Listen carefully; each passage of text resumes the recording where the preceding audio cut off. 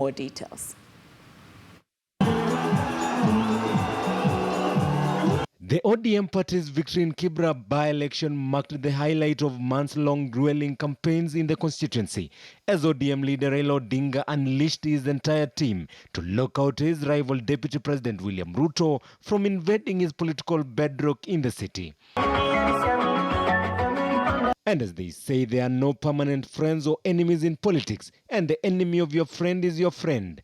Former foes turned friends and political allies turned competitors, as NASA co-principals ANC's Musalia Mudavadi and Ford Kenya's Moses Wetangula joined the contest to snatch Kibra parliamentary seat from Raila Odinga, a move that necessitated Raila Odinga to call for reinforcement to guard his stronghold from invasion by his political rival, Deputy President William Ruto.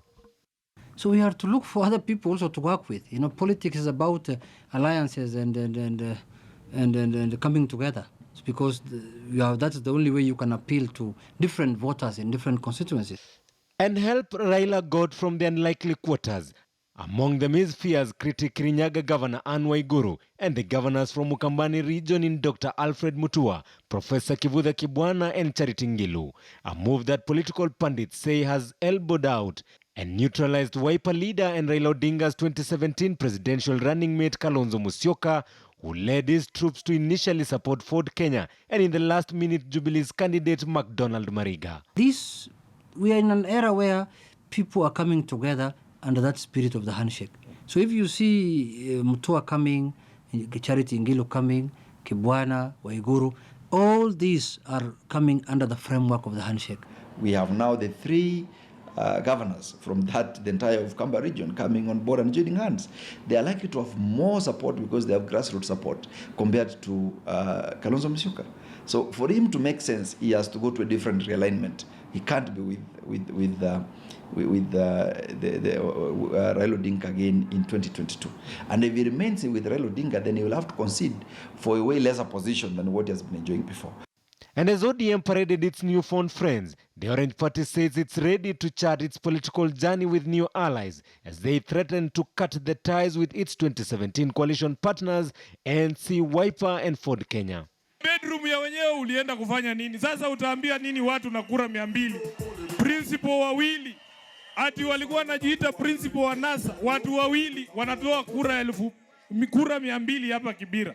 Ule mwingine wa ANC pia akapoteza hiyo yake. Now the way their candidates performed dismally, way below Jubilee candidate and the ODM candidate, really makes them come out as very weak political parties that cannot sell outside their probably their constituencies or their own counties. Raila's new lineup has captured the faces of Mount Kenya, Ukambani and Rift Valley regions, with former Assistant Minister and Advisor to the President Dr. Kilemi Mwiria representing Meru region, Kiambu Deputy Governor James Nyoro and Jubilee MPs allied to the Kieleweke movement, among them Cherang'any MP Joshua Kutuny joining the fold.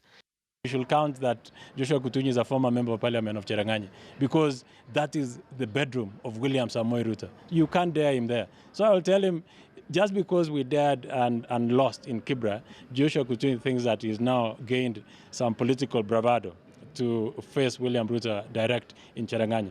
Watch this space. And I will tell you that is a former member of parliament of Cherang'any. The new formation in Raila's camp has got the eye of Jubilee stalwarts allied to the Deputy President, who are now foreseeing a duel between Deputy President William Ruto and Raila Odinga in 2022. As he also prepare himself for 2022, I'm sure we are certain now that the candidate we are going to face is Raila Amolo Odinga. And our strategy will be the same that we've used all along.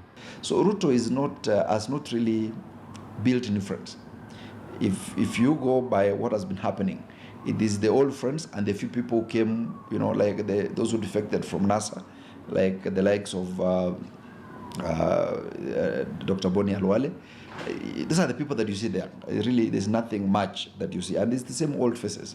What formations are we to create to compete with who? That can only happen in 2022. Between now and then, the Deputy President is rightfully behind the President. So there is nothing, he's not out there in the opposition to start now doing formations for 2022, yet it is very clear for him that after Uhuru Kenyatta, it is William Ruto who is going to contest. Jeff Kirui, KTN News.